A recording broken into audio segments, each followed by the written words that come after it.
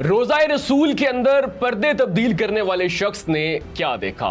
ایسے معجزات اور ایسے مشاہدات کہ انسانی عقل دنگ رہ جائے۔ ناظرین، مدینہ منورہ وہ پاک شہر ہے جسے نبی پاک صلی اللہ علیہ وآلہ وسلم نے اپنے ہاتھوں سے آباد کیا۔ جس شخص کو بھی یہ سعادت حاصل ہوئی ہے کہ وہ مدینہ منورہ جائے، وہ واپس آ کر ایسے واقعات، ایسے معجزات اور ایسے مشاہدات بیان کرتا ہے کہ انسانی عقل دنگ رہ جاتی ہے، انسان حیران رہ جاتا ہے۔ لیکن اگر کسی شخص کو یہ سعادت حاصل ہو جائے کہ وہ مسجد نبوی کے اندر جائے تو وہ واپس آ کر جو واقعات بتاتا ہے، لوگ حیران پریشان ہو جاتے ہیں، اور ہر کسی شخص کی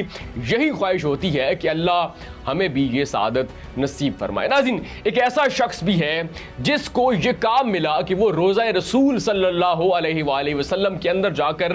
پردے تبدیل کرے۔ جب یہ شخص روزہ رسول صلی اللہ علیہ وآلہ وسلم کے اندر جا کر پردے تبدیل کرتا ہے تو ایسے معجزات اور ایسے مشاہدات واپس آ کر بیان کرتا ہے کہ لوگ حیران رہ جاتے ہیں۔ لیکن سب سے پہلے یہ شخص کہتا ہے کہ میں نظر کے چشمے استعمال کرتا ہوں، مجھے چشموں کے بغیر نظر نہیں آتا، لیکن جیسے ہی میں روزہ رسول صلی اللہ علیہ وآلہ وسلم کے اندر پردے تبدیل کرنے کی نیت کے ساتھ جاتا ہوں تو مجھے چشمے لگانے کی ضرورت ہی نہیں پڑتی، مجھے تاریکی میں بھی بالکل واضح نظر آتا ہے۔ یہ شخص کہتا ہے کہ اس قدر میری بینائی تیز ہو جاتی ہے کہ میں تاریکی میں بھی سوئی میں دھاگا ڈال سکتا ہوں۔ ناظرین، اس کے بعد یہ شخص بتاتا ہے کہ میں نے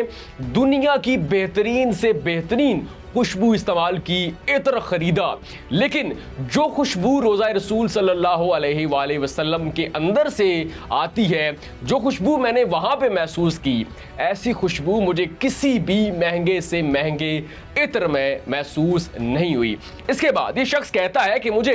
باہر کی آب و ہوا سے الرجی ہے، یعنی کہ جب بھی میں مدینہ منورہ کے علاوہ کسی شہر میں جاتا ہوں تو مجھے الرجی ہو جاتی ہے، لیکن جیسے ہی میں مدینہ منورہ کی فضا میں آتا ہوں اور خاص طور پر روزہ رسول صلی اللہ علیہ وآلہ وسلم کے اندر جاتا ہوں، میں بالکل ٹھیک ہو جاتا ہوں، میری الرجی ختم ہو جاتی ہے۔ اس کے بعد یہ شخص کہتا ہے کہ میں عمر رسیدہ ہوں، میں ضعیف ہوں، میرا جسم لاغر ہے، لیکن جیسے ہی میں روزہ رسول صلی اللہ علیہ وآلہ وسلم کے اندر پردے تبدیل کرنے کے لیے جاتا ہوں، میرے اندر ایک نئی تازگی، ایک نئی جوانی آ جاتی ہے۔ وہ پردہ جسے 5 افراد مل کر بھی بامشکل اٹھاتے ہیں، میں اسے اکیلا اٹھا لیتا ہوں۔ ناظرین، یہ تو صرف ایک شخص کا بیان ہے جس نے وہ معجزات اور وہ مشاہدات ہمارے سامنے رکھے کہ انسانی عقل حیران رہ جاتی ہے، لیکن جو بھی عمرہ کے لیے جاتا ہے، حج کے لیے جاتا ہے، جسے یہ سعادت حاصل ہو کہ وہ مدینہ منورہ جائے، یا پھر